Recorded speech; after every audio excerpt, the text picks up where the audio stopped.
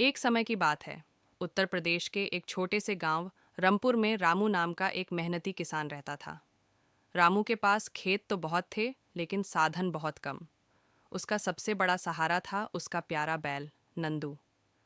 नंदू न सिर्फ रामू की खेती में मदद करता था, बल्कि उसका सबसे अच्छा दोस्त भी था। रामू उससे बातें करता, उसे अपने हाथों से चारा खिलाता और हर त्योहार पर उसे सजाता। गांव में सभी कहते कि रामू और नंदू की जोड़ी तो भगवान ने बनाई है। एक दिन की बात है। बरसात का मौसम था। कई दिनों से मूसलधार बारिश हो रही थी। पास वाली नदी बड़गंगा उफान पर थी, लेकिन रामू को अपने खेत देखने जाना था, क्योंकि फसल कटाई का समय नजदीक था। रामू ने नंदू को जोते और खेत की ओर निकल पड़ा।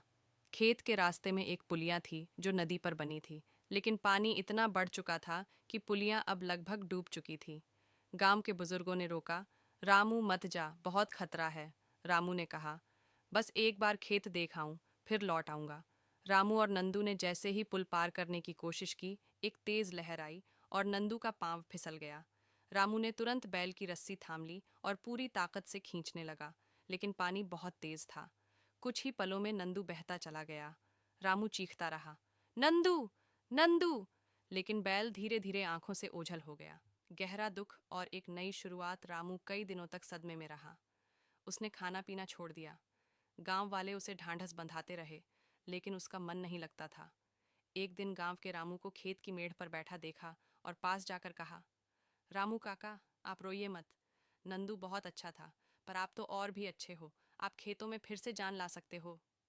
बच्चों की बात ने रामू के दिल को छू लिया। उसने अपने आंसू पोंछे और ठान लिया कि वो नंदू की याद में खेत फिर से सींचेगा, मेहनत और प्यार से। कुछ महीने बाद रामू ने गांव के ही एक बेसहारा बछड़े को पाला। उसका नाम रखा छोटू, और एक नई कहानी शुरू हुई। सीख। इस कहानी से हमें यह सीखने